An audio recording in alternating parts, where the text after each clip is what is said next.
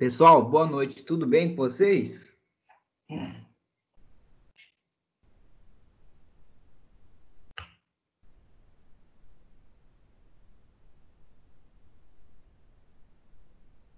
Boa noite. Tudo ótimo, professor, e você? Tudo bem, graças a Deus. Pessoal, vamos dar início à aula e aí, conforme as pessoas forem chegando, elas vão entrando na aula, tá? Primeiro que eu tenho que falar com vocês é sobre a nossa atividade formativa 2, parcial 1, e a gente vai corrigir ela, né? Vamos falar um pouquinho dela, até mesmo porque estava muito fácil, eu acho, de fazer, não estava tão difícil. Isso a gente abordou em aula, a gente falou disso. Então, pessoal, o que que eu pedi, né? Para vocês só analisarem a imagem e falarem sobre os possíveis, né, objetivos que a gente poderiam alcançar associando essa técnica à reabilitação. Foi isso que a gente comentou bastante, lembrando que o recurso da realidade virtual, né, que a gente está numa fase mais tecnológica, está sendo incrementado na fisioterapia, a gente utiliza de uma forma adjunta, né? A gente combina com outras terapias. Então, isso não vai abrir mão da gente, né, nós fisioterapeutas, de avaliar o paciente, tratar o paciente com a terapia, vamos dizer, uma terapia mais convencional, porém a gente pode associar algumas situações. A realidade virtual é uma delas. Então, quais seriam os benefícios, né? Primeiro, é uma atividade mais lúdica. Então, é uma atividade que a gente pode interagir mais com o paciente, estimular mais o paciente, pode obter metas com isso, né? Paciente, ó, se for por exemplo, uma realidade virtual com um jogo de você passar de níveis, né? Passar de fases, vocês podem colocar como meta isso, ó, hoje você vai até a fase 5, amanhã até a fase 10. Vamos tentar evoluir, vamos tentar passar. Então, essa atividade lúdica e mais fácil de se obter algumas metas, né? E os objetivos seriam quase os mesmos que a terapia convencional, né? Então, a gente pode ter uma melhora na coordenação motora, melhora na vascularização sanguínea, além de uma melhora cognitiva, então melhora na mobilidade articular, pode prevenir deformidades, a síndrome do imobilismo. Então, tudo isso seria um objetivo ou benefício da realidade virtual. Então, se vocês descrevessem isso, lógico, de uma maneira, vamos dizer assim, não é só falar, pode acontecer isso, pode acontecer aquilo.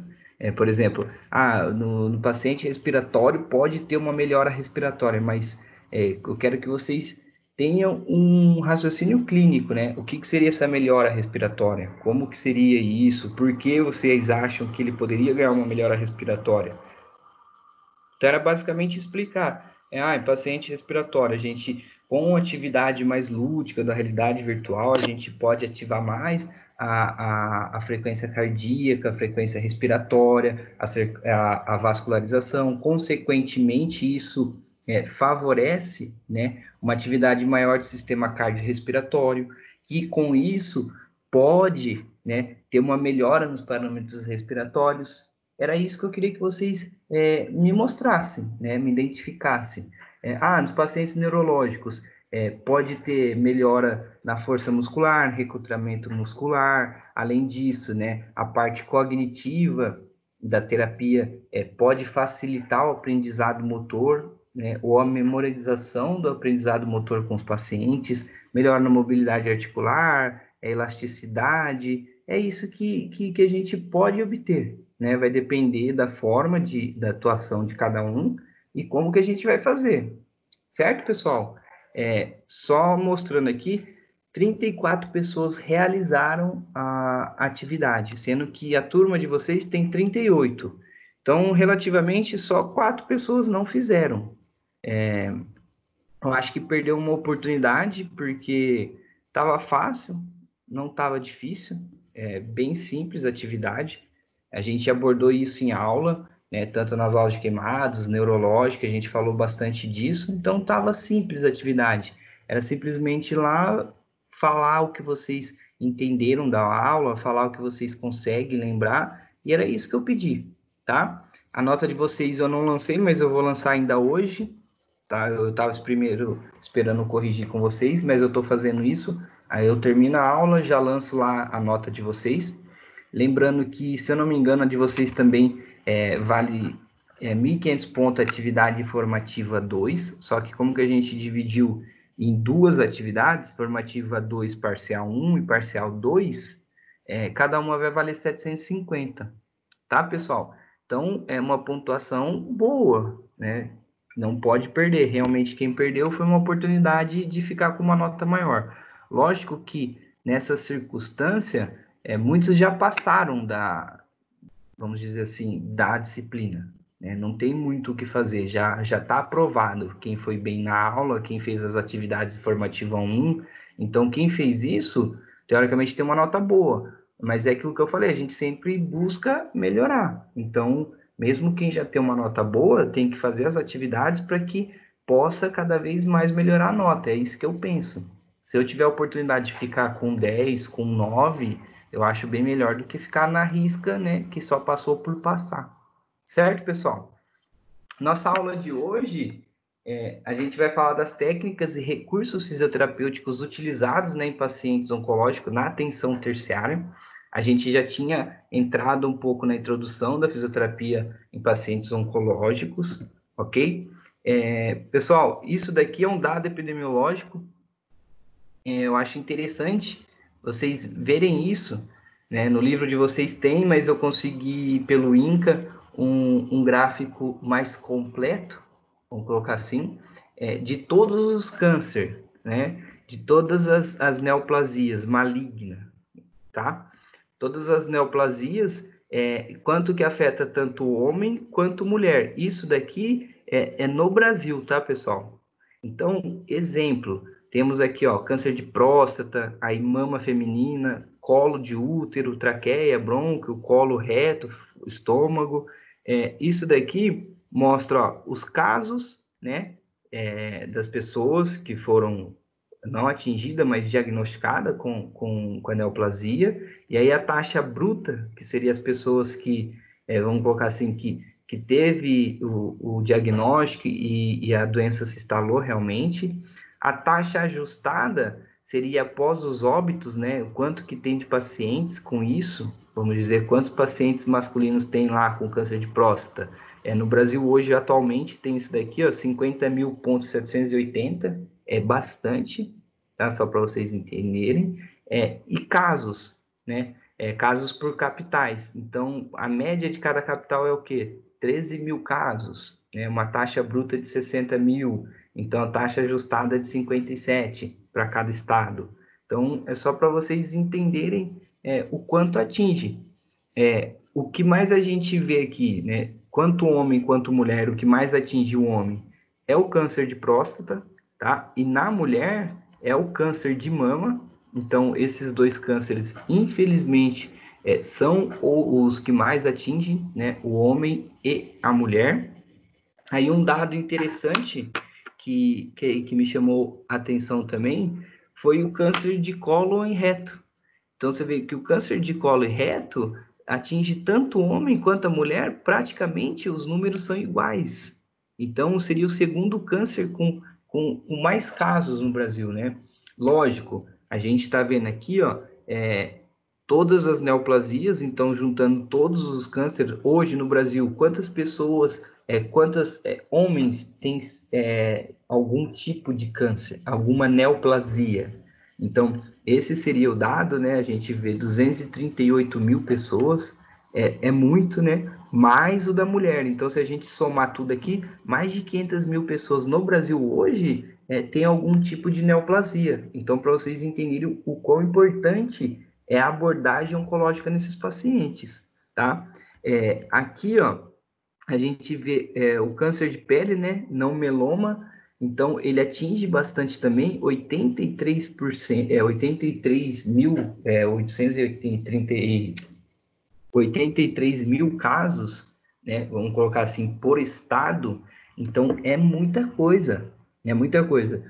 Só que esses cânceres, quando a gente fala de pele não meloma, são aquelas que são fácil de retirada, que são aquelas, geralmente o paciente relata, uma verruga, uma mancha, então vai ver, é um câncer, mas ele não é tão agressivo, então é fácil de remoção, e é bastante comum as pessoas terem também, tá? Então isso daqui é um dado interessante para a gente entender quais cânceres atingem mais, ou tanto o homem quanto a mulher. Então, infelizmente, hoje o que a gente mais fala de câncer, então a mulher é o câncer de mama e o homem é o câncer de próstata. Tudo bem, pessoal? E aqui também os 10 principais cânceres, vamos falar assim, as 10 principais neoplasias, separando, né, que lá seriam todos, e esses são os 10 principais. Então, a gente vê aqui os casos, né, atendidos em homens e mulheres. Então, a gente já vê quais são, né, a localização, mama, colo reto, colo do útero, traqueia, brônquio, pulmão. Então, que interessante a gente ver, né, o quanto atinge a porcentagem da população. Então, se a gente vê o câncer de mama, 29% das mulheres no Brasil têm o câncer de mama. Então, é muita gente, muitas mulheres que sofrem com isso. Então, só para vocês entenderem, separando em porcentagem, né, que a gente fala em números, mas o que seria porcentagem? Ou seja, hoje, praticamente 1/3 da população feminina sofre de câncer de mama. Ok? Um dado interessante, é uma coisa para a gente estudar mais, compreender mais. É uma área da fisioterapia que cresce cada vez mais também e precisa de profissionais trabalhando nisso. Existe poucos profissionais trabalhando. A gente sabe que existe algumas instituições que oferecem até residência em fisioterapia oncológica. Por exemplo, a Unifesp é uma das, né, instituições que oferecem residência na área da fisioterapia oncológica. Então, é uma área pouco procurada pelo profissional, mas é uma área que tem bastante recurso e tem paciente para isso, tem hospitais para isso e precisa de profissionais para isso. Então, quem tem interesse, já dá uma olhadinha lá. Eu sei da Unifesp, tá? Mas vocês podem procurar em outros hospitais, no INCOR deve ter também, mas seria uma área interessante para seguir. Os fatores de risco para desenvolvimento de qualquer neoplasia, não é só de uma ou outra, mas isso daqui seria assim, vamos jogar num balaio só e vamos ver quais são os principais fatores de risco para desenvolver qualquer neoplasia, né? Então, seriam esses, o tabagismo, o álcool, né? A dieta, então, uma dieta, vamos dizer assim, irregular, ou uma dieta que não seria boa, tudo bem? Algumas infecções, então, não é comum, mas do jeito que eu ia falar que era comum, não é tão comum, mas alguns pacientes, após infecções, desenvolvem algumas neoplasias, tá? Isso pode ocorrer. A obesidade e o sedentarismo também é um fator de risco, isso a gente vê em qualquer outra doença também. Mutações genéticas, tá? Então, a pessoa também pode ter algumas mutações genéticas e isso pode favorecer o aparecimento de algumas neoplasias. Agentes químicos, a luz ultravioleta, né? Principalmente o sol, a gente sabe disso. A radiação, então a radiação aqui pode ser qualquer um exemplo. A gente sabe que o raio-x, a pessoa ao longo da vida ela não pode fazer muito exame de raio-x, porque ela está se expondo a muita radiação. Então, a gente sabe também que os técnicos de radiologia ou algum profissional da saúde que trabalha com isso, sempre entra na sala de radiologia equipado com colete de aço, tudo aquilo, justamente porque ele fica exposto o dia inteiro à radiação. Então, ele está favorável, né, a ter alguma neoplasia pela radiação. E o fator genético, pessoal. Então, o fator genético também interfere. O fator genético é um dos principais, a gente sabe disso. Não necessariamente que sua mãe teve um câncer de mama, você vai ter. Mas se sua mãe teve um câncer de mama, você já tem meio caminho andado para desenvolver um câncer também, tá? E aí, associado a outros fatores de riscos, isso pode favorecer o surgimento de alguma neoplasia. E aí, pessoal, como que a gente tem que proceder com um paciente oncológico, né, com a fisioterapia oncológica? Primeiro, primordial para qualquer área, né, qualquer área da fisioterapia, é a avaliação. Então, a avaliação é o exame físico que a gente tem que fazer, não é só a avaliação assim. O paciente está lá no hospital, ou em casa, ou qualquer outro lugar, e você vai pegar o diagnóstico médico, vai lá ver, né, a câncer de próstata. Aí fala, ah, tá bom, então é um câncer de próstata. Isso não é avaliação, tá? Isso é diagnóstico médico. Você, como fisioterapeuta, tem a obrigação de avaliar e fechar, né, o diagnóstico cinético funcional. É isso que a nossa a nossa profissão resume, tá? No código de ética nosso está escrito isso, que é a obrigação do fisioterapeuta avaliar e fechar o diagnóstico funcional, né, cinético funcional do paciente.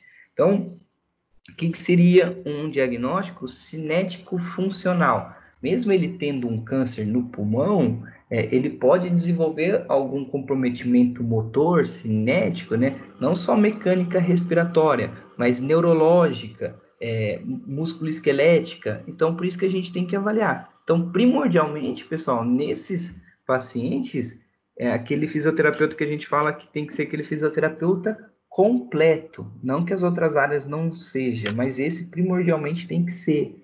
Então, é igual a gente trabalhar com idoso, na gerontologia e geriatria, que é o fisioterapeuta que tem que saber de tudo, ortopedia, cardiorrespiratório, né, neurológica, reumatológica, aqui também.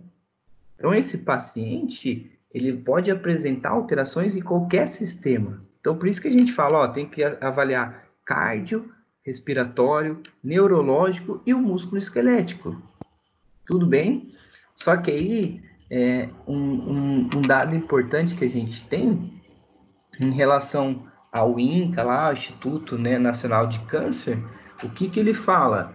Que primordialmente esses pacientes, né, se torna necessário focar na avaliação da dor, da fadiga e da dispneia, e algumas alterações neurológicas e linfáticas nesse paciente. Eu não sei se você já teve um contato com um paciente de câncer, mas justamente eles reclamam muito, né? De dor, de cansaço, que eles ficam ofegante, mesmo não sendo um câncer em pulmão, tá? E além disso, alterações linfáticas. Vocês conseguem ver isso, né? Vocês conseguem perceber num paciente com oncológico que ele tem alterações linfáticas, alterações vasculares. Eles se sentem inchado. Eles falam, ó, tô inchado, tá piorando, eu sinto que eu não consigo me mexer, eu sinto a minha pele mais dura, mais maciça. É justamente por causa dessas alterações linfáticas. Porque o câncer como si, ele vai alterar o sistema vascular. Independente de qualquer lugar que ele tiver. Ele consegue, ele tem esse poder de alterar, né? E aí, consequentemente, esse paciente pode ter alterações linfáticas. Então, é isso que a gente tem que levar em relação. Cardiorrespiratório, pessoal, é tudo aquilo que a gente já abordou em aula anterior. Avaliação cardiológica, que a gente já fez tudo. Então, dor, angina, né, palpitações, arritmia, os batimentos cardíacos, frequência cardíaca, injeção cardíaca. Aí a gente também já pode ver ausculta cardíaca. Respiratória é igual. Então, a gente pode avaliar força respiratória, se tem presença ou não de secreção. A gente vai avaliar a expansibilidade da caixa torácica, o movimento torácico. É isso que a gente vai avaliar, certo? Músculo esquelético, vocês estão cansados de saber disso. Força muscular, amplitude de movimento, flexibilidade, retrações musculares, postura do paciente, além da dor também. E neurológico, pessoal, primordialmente dermátomos, miótomos, né? Sensibilidade, reflexo. É isso que a gente vê. Tudo bem até agora, pessoal? Tranquilo, professor. E aí, ó, a avaliação da dor.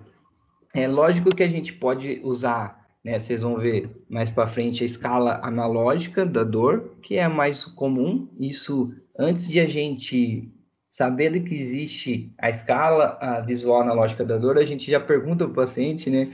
Paciente, sua dor de 0 a 10, qual que é? Todo mundo faz isso. Eu acho que até minha mãe já perguntava isso para mim, e sem saber que existia essa avaliação, mas é uma avaliação normal. Só que aí a gente tem um tipo de avaliação da dor, ou a gente pode entender que existe 4 tipos de dor, né? Que é transdução, transmissão, modulação e percepção.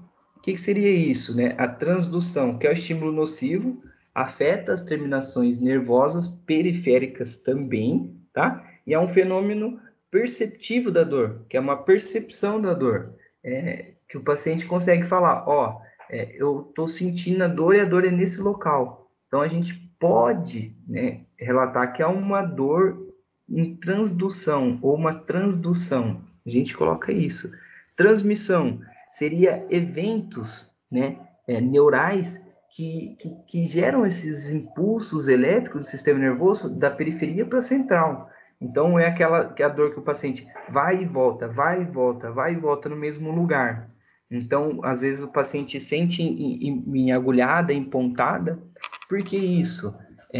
A via sensitiva da dor, ela entende que ali, né, existe uma alteração, existe uma dor. Ela fica mandando o paciente, ó, essa via de dor, essa transmissão aqui, tá doendo, tá doendo. Só que aí o paciente se acostuma com a dor, ela vai e volta, se acostuma com a dor, ela vai e volta, né? Além disso, quando o paciente realiza um movimento, a gente tem a via da dor. Então, a via, né, tanto periférica, ela vai mostrar, ó, a angulação tá doendo, né? Vai mandar uma via por lá, vai chegar até no nosso córtex motor, nosso córtex sensorial, ele vai executar essa dor, né? Vamos dizer assim, ele vai captar essa dor e aí ele vai mandar um estímulo de dor. Para que isso? Para que chega células ou receptores da dor para tentar inibir essa dor, para ver o que está acontecendo. É isso que a gente fala de transmissão. Modulação, né? É aquela, geralmente, a modulação a gente fala que é a modificação da dor. Então, é um paciente que às vezes tem uma dor crônica, essa dor crônica ela foi se pendurando por muito tempo, e o paciente acaba modulando essa via sensitiva da dor, e mesmo que ele tenha alguma alteração no local, às vezes ele pode não sentir dor, porque não que ele já se acostumou, mas ele teve uma modulação na via sensitiva de dor, né? Na via de dor.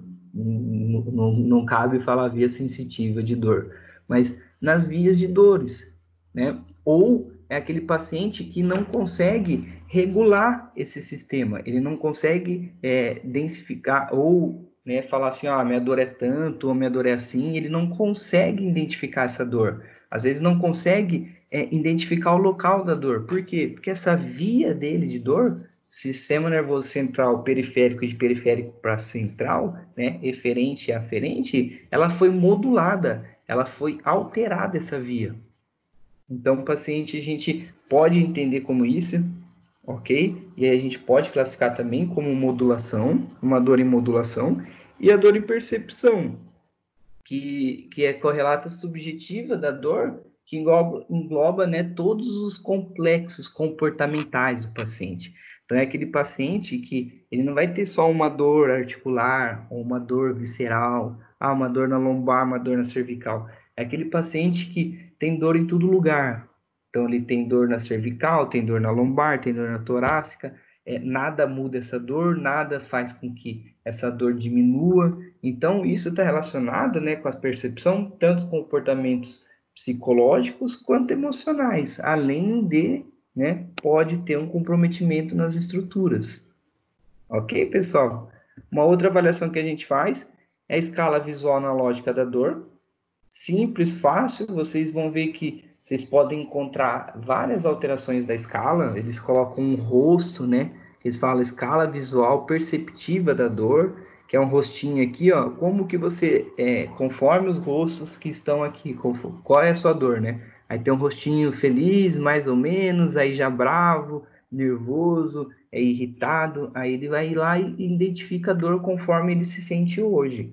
Ou a mais usual que a gente fala, ó, aqui está a escala de 0 a 10, sendo que 0 é nenhuma dor, você não sente exatamente nada, né? E 10 seria um máximo de dor, que você não esteja aguentando realmente. Então, qual é a sua dor? Onde que você se encaixa aqui? Aí o paciente vai te dizer, 5, 6, 7, sei lá, 2. Tudo bem, pessoal? E aí, sobre a fadiga, que também é importante avaliar em pacientes oncológicos, né, a gente pode utilizar a escala de Borg, ou a escala modificada de Borg. Então, paciente, como que se sente cansado hoje? Qual é a sua fadiga? Né? Que às vezes você fala fadiga, o paciente não entende. Mas você pode chegar ao paciente e falar, paciente, tá cansado? Qual é a sua sensação de cansado? Qual seria a nota do seu cansado? Olhando aqui, de 0, né? Tendo 0,5 até 10, qual seria, né? Relacionando também com a escrita, ó, nenhuma dor, muito leve, né? Aí leve, moderada, pouco intensa. Onde que o senhor se encaixaria aqui com essa fadiga sua, ou com esse cansaço? Aí ele vai falar para você, 2, 3, tá? É isso que a gente faz. E aí tem essa escala, que é Medical Research Council, né? Que é a escala de dispneia. Então, o paciente também pode apresentar uma dispneia, um paciente oncológico, e eles utilizam essa escala, né? Pode ser que utilize essa escala para avaliar a dispneia do paciente. Não só a gente avaliando clinicamente, né? Observando a dispneia do paciente, a falta de ar do paciente, o paciente batendo no nariz, que a gente fala batimento de asa de nariz, paciente usando a musculatura acessória, respiratória, né? Paciente com sofrimento respiratório. Não é só isso, a gente pode avaliar isso e a gente deve avaliar fisicamente, porém também a gente pode ser subjetivo e perguntar para o paciente, ó, de uma escala de 1 a 5, sendo que 1 se o senhor tem falta de ar ao realizar um exercício intenso, né? Ou 5, se o senhor sente tanta falta de ar quanto não sai de casa quando necessita se vestir. Por exemplo, se o senhor não está fazendo nada, você sente falta de ar? Ou só quando o senhor faz um exercício? Então, ele vai te objetivar, ele vai falar para vocês, ó, eu estou em 2, estou 3, ou estou 4. É isso que a gente pode avaliar. São escalas que a gente pode ter subjetiva e numérica, né? Então, a gente pode numerar. Ó, seu cansaço, né? Sua falta de ar, sua dispneia estava em 1, agora está em 4, ou estava em 4 e agora está em 1. Então, a gente tem como também uma base, né, para fisioterapia. Avaliação neurológica. Foi o que eu falei para vocês.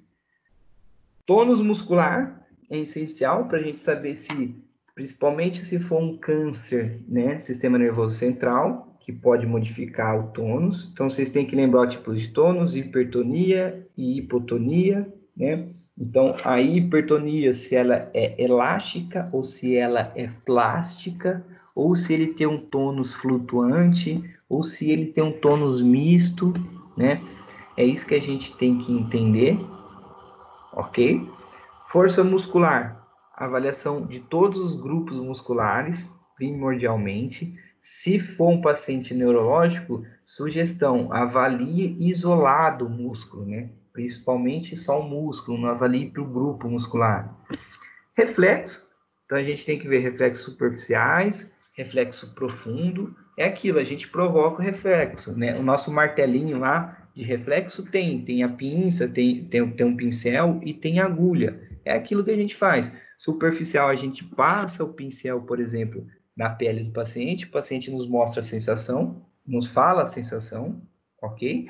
E com a agulha a gente vai espetar o paciente, que seria um reflexo mais profundo. E aí os reflexos tendíneos também. Então vocês têm que ir lá, pegar e fazer o reflexo tendíneo. Então, reflexo patelar, calcâneo, né? O reflexo do cotovelo, a gente tem que fazer para a gente saber, paciente, hiperreflexia, hiporreflexia, arreflexia, o paciente não tem nenhum reflexo, além dos tão temidos dermátomos, né? E miótomos, que vocês, muitos não gostam, né? Mas eu, particularmente, na clínica, eu só avalio isso, né? Chego lá, vejo o dermátomo, vejo o miótomo e vejo o movimento da pessoa. É assim que eu trabalho, porque é muito mais fácil. Na hora que eu vejo o dermátomo, vejo o miótomo e vejo o movimento, eu sei a articulação que está comprometida, o músculo que está comprometido, e se o paciente está com uma sensibilidade aumentada pelo dermátomo, eu já sei a parte da coluna dele que vai estar comprometida, né? Ou que tem uma facilitação, que a gente chama. Então, é isso que a gente faz na neurológica, pessoal. A avaliação do sistema linfático também é simples, não tem como a gente falar que é difícil. Você sente o paciente inchado, ou o paciente relata para vocês que está inchado, então você vai avaliar o edema. Então, existe uma escala para a gente avaliar o edema, tá? Que é a escala de Gottingen, né, que eles falam, que é o quê? A gente vai avaliar a profundidade ou quanto esse edema cede. É um edema mais duro? É mais 1. É um edema que afunda, né, um pouquinho mais, cerca de 4 milímetros? É mais 2. É o edema que vai mais fundo, né, 6 milímetros. A gente coloca 3, mais 3, né? E aí 4, vai até o 8. Lembrando que a gente tem que entender o edema assim. Eu aperto, a pele cede e ela volta, ou ela vai e fica, né? Porque às vezes você vai apertar um paciente com edema, você aperta e fica um buraco lá na perna dele. Aí aquele edema demora, né, para voltar. E aí a gente fala que é um edema mais rígido. Aí quando é aquele edema mais mole, a gente aperta e volta. Aí a gente fala que é um edema, não que seria um edema mais agudo, mas é um edema mais fluídico. Tá, pessoal? É simples, só ir lá, colocar o dedo, ver a parte do paciente. Sugestão, avalie por partes, né? O paciente tem um membro inferior inteiro, então só vou lá no tornozelo dele? Não, vai no tornozelo, vai no joelho, vai coxa femoral, tá? Que é importante. Exemplo, você vai lá no joelho, nossa, o edema é duro, né? O edema, nossa, quase não morre. Aí você vai no joelho também, mas você chega a coxa femoral lá, tá inchado, só que é um edema que vai, cede e volta. Então você sabe que o comprometimento vascular vem lá de baixo. Então fala, nossa, lá tá mais duro, então pode ser que lá seja mais comprometido. Aqui tá menos comprometido porque aqui só está sofrendo com alteração lá de baixo. Então isso nos mostra bastante, tá? Ou você vê lá o joelho, o tornozelo bem, né? Coxa femoral bem, mas tem edema, mas tá bem os dois. Só que o joelho, você vai lá, o joelho, né? O edema duro, não mexe, não é maleável. Aí você sabe o quê? Nossa, então o tornozelo, ele tá sofrendo, né? Uma alteração vascular por causa do joelho, e o joelho também tá fazendo isso com a coxa femoral, lá no quadril. Tudo bem, pessoal? E aí, pessoal? Falando sobre a fisioterapia, né? Além da fisioterapia que vocês já conhecem, paciente com câncer, o que acontece?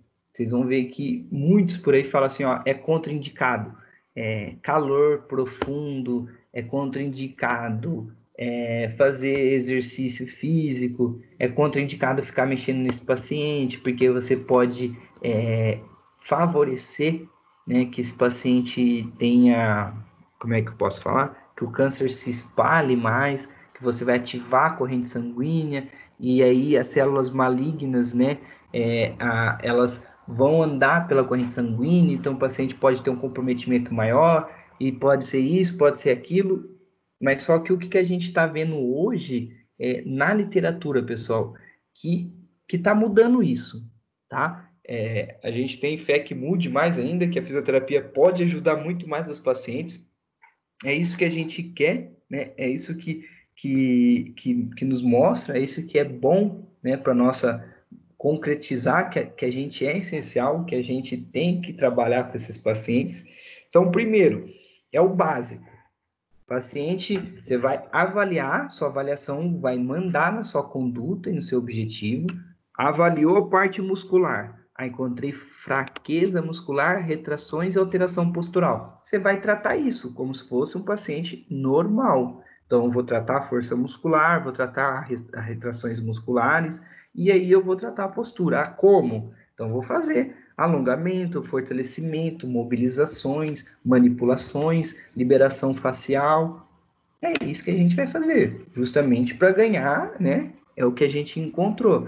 Paciente com problema respiratório, foi lá, ele tem secreção, tá com fraqueza na musculatura respiratória, usa muita musculatura respiratória, então você vai fazer isso. Vai chegar lá, manobra de higiene brônquica, se o paciente não tosse, né, ou não deglute, aspiração no paciente, aspirou o paciente, expansibilidade da caixa torácica e exercícios respiratórios. É normal, é isso que vocês vão fazer. Neurológico, avalie e tem alteração de tônus, vai normalizar o tônus. Então, vou fazer técnicas para normalizar o tônus. O paciente tem diminuição no equilíbrio, vou fazer o treino de equilíbrio. O paciente tem alteração na marcha, vou fazer o treino de marcha com esse paciente. Então, é um paciente igual os outros. Porém, é aquilo que eu falei para vocês, cuidado, né? Não é que é um paciente frágil. Lembra que a gente já tinha falado dessa parte de cuidar do paciente, das informações, que o paciente ele entra num programa, né? Que a gente fala que é de cuidados paliativos. Então, tome só cuidado com isso. Mas só que assim, é um paciente que ele necessita e precisa, né, de uma fisioterapia bem feita. E aí, o que eu fiz? Eu vou falar um pouquinho, eu separei alguns artigos, né, que estão publicados em revista boa e que estão estudando. E aí, o que eu me preocupei? Justamente tentar trazer mais revisões, justamente para que vocês entendam que existe bastante artigo, né? Porque num pilar de estudos científicos, se vocês olharem lá, as meta-análises, as revisões sistemáticas com meta-análise, eles estão em cima. Por quê? Porque é o que mais tem de evidência científica. Então, uma meta-análise, para você fazer uma meta-análise, você tem que... eu vou estudar fisioterapia em pacientes com câncer, né? Então, eu vou lá, eu tenho que usar os dados de todos os estudos que fizeram a fisioterapia em pacientes com câncer. É basicamente isso. Então, vocês vão ver que muitas meta-análises, muitas revisões, pegam resultados de, sei lá, 500, 600, 700 artigos, se for uma coisa muito estudada, ou 100 artigos, 50 artigos, mas é basicamente isso. É você juntar os resultados de todos e discorrer com isso, tá? Então, esse primeiro estudo, ele fala da fisioterapia convencional nos pacientes, então ele mostra da importância, né, da fisioterapia nos pacientes. Então, o que a gente tem que fazer no paciente? É aquilo que eu estava falando para você, avalia e trata. Então, a fisioterapia convencional tem que fazer exercício físico, pode utilizar a eletroterapia, pode fazer treino de marcha nesse paciente, pode fazer o treino de equilíbrio, o que o paciente necessitar, faça. Porque aqui a intenção desse artigo, o objetivo desse artigo era mostrar a segurança da fisioterapia em pacientes oncológicos. Então, a fisioterapia bem feita, ela é segura. Ela é segura, então ela tem que ser feita, ok? A gente só precisa ter um entendimento na oncologia.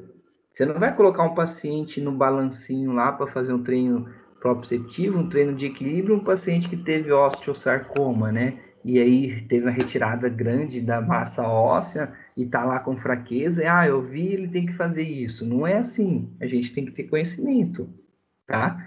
Então, ó, uma outra revisão, né? O que eles fizeram?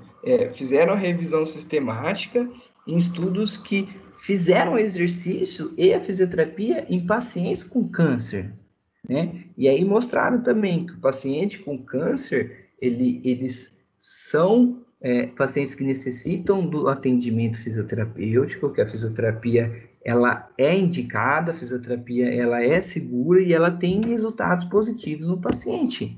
Então, hoje, o que mais mostra na literatura, que vocês também vão ver, é o exercício físico em paciente.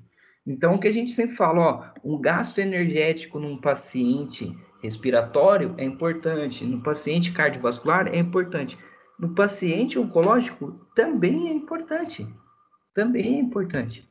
Então, eu vou colocar o paciente, por exemplo, para andar na esteira? Talvez não.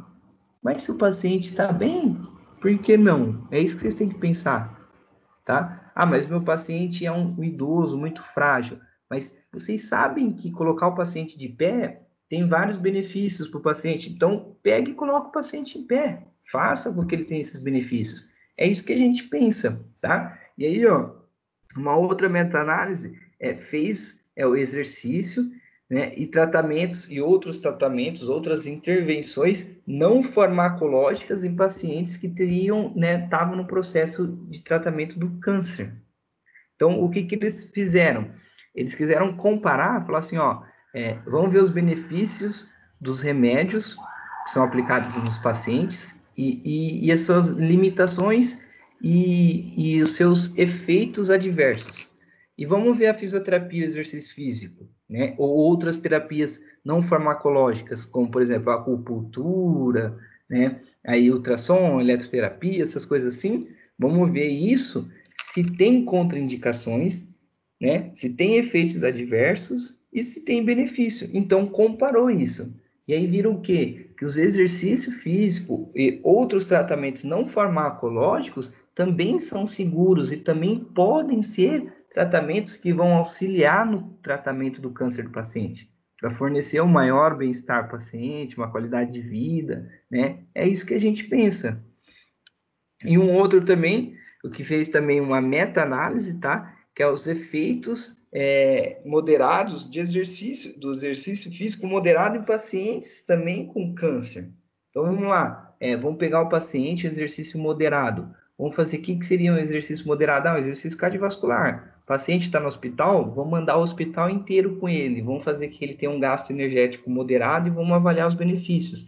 Então, o que mais a gente tem na literatura hoje, pessoal, mesmo sabendo que seriam, não um mito, né, mas o que a gente acreditava antigamente, hoje é isso. É o tratamento no paciente, é exercício físico. O paciente tem câncer? Tem. A gente vai tratar de uma forma geral, mas primordialmente exercício físico no paciente. Exercício físico no paciente. Vai colocar o paciente na esteira, bicicleta, andar sozinho, pular, não sei, mas é o exercício físico. Tudo bem, pessoal? Tranquilo? Não é difícil, né? Tranquilo.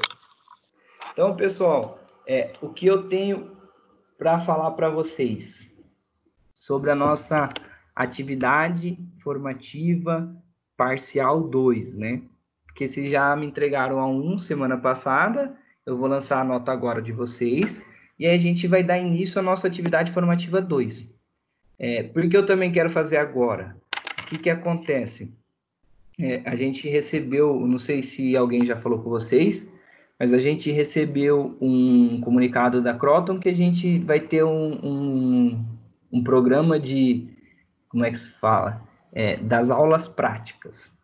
Então, algumas disciplinas, as aulas práticas a gente vai ter que fazer por aqui, né, inventar alguma coisa, e as outras a gente vai ter que fazer em laboratório. Eu não vi a de vocês em qual classificação que tá, mas eles classificaram por aula. Eu vou olhar isso, mas a gente provavelmente semana que vem a gente tem que começar a fazer as aulas práticas, não que seria em sala de aula, tá? Mas se vocês forem em sala de aula, primordialmente vai voltar dia 1º/6. É isso que eles estão falando, tá? Se não for, a gente vai ter que bolar alguma coisa para a gente fazer por aqui. Aí eu vou, sei lá, vou trazer desenho, vou ficar pulando aqui na frente, a gente vai ter que aprender juntos. Então, eu já até pedi para vocês, essa turma aqui de vocês é a que menos tem alunos sempre. Então, vocês verem lá, né, a gente tem 38 alunos e hoje só tem 8. Então, essa é a média da sala de vocês. Então, assim, eu não sei o que está acontecendo, eu entendo que estando em casa, não quer, ou é mais difícil, ou alguns ainda estão trabalhando, eu não sei, né, ou perderam o interesse, mas a gente tem que continuar, é vida que segue, a gente tem que aprender e se reinventar por aqui, tá? Eu estou tentando da maneira mais simples possível as aulas, para que vocês entendam as aulas, para que fique mais fácil, para também que não fique tão maçante, para que vocês fiquem enjoados da aula, tá? Porque é aquilo que eu falei para vocês, também a coisa mais difícil que está sendo é para o professor. Eu mesmo não vejo a hora de voltar. Eu acho que seria muito mais fácil para mim a gente voltar na sala de aula. E eu gostaria que fosse assim. Mas vamos trabalhar.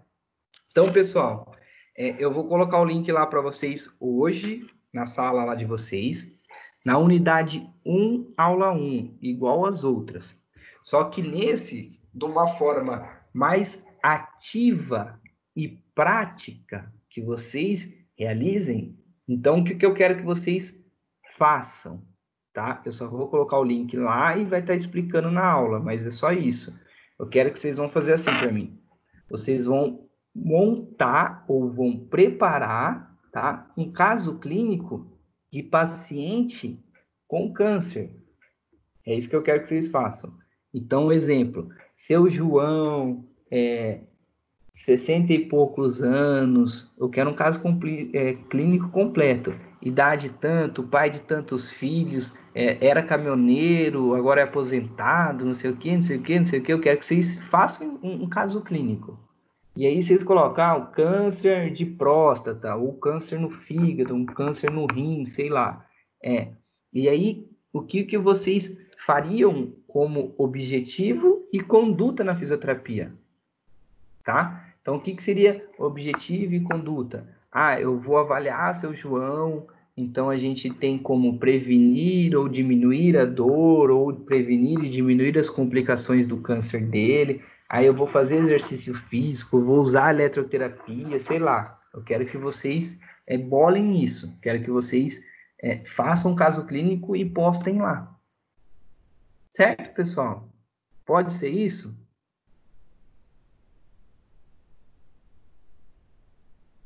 Pode ser, professor. Tranquilo? Aí, pessoal, única coisa que eu vou fazer com vocês, eu não vou deixar aberto por muito tempo. Então, quando eu vou fechar essa atividade com vocês? Terça-feira que vem, depois da aula.